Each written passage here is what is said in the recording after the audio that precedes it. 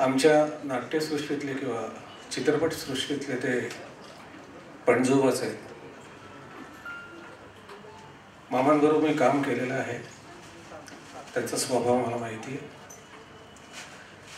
खरं म्हणजे आता मामांना खूप वर्षांनी पाहिल्यानंतर खूप आनंद झाला आणि वाढदिवसाच्या निमित्तानं मला इथे बोलवलं दिलीप भोसले यांनी आणि 4 शब्द बोलायला सांगले मामांच्या विषयी. मी काय बोलणार मामांच्या विषयी, त्यांच्याविषयी काय बोलावं तेवढं थोडंच आहे. आकाश आहे एवढं व्यक्तिमत्व आहे त्यांचं, ग्रेट आहे लेखक म्हणून, माणूस म्हणून. फक्त एकच खंत आहे, ते आता नाटकात, सिनेमात, सिरियलमध्ये दिसत नाही. पण अजून खरंच मामा तसे तरुणच आहेत मला माहिती.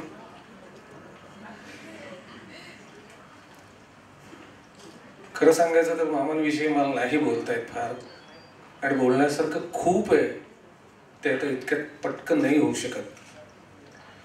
फक्त मी एवढंच सांगू शकतो की मामा, तुमच्या आशीर्वादाची या नाट्यसृष्टीला खूप गरज आहे आणि तो आशीर्वाद तुम्ही द्या आणि द्यालच. एनिवे, मला इथे बोलवलं, हा मान सन्मान दिला त्याबद्दल मी अत्यंत आभारी आहे. आणि मामा, वाढदिवसाच्या अनेक अनेक शुभेच्छा.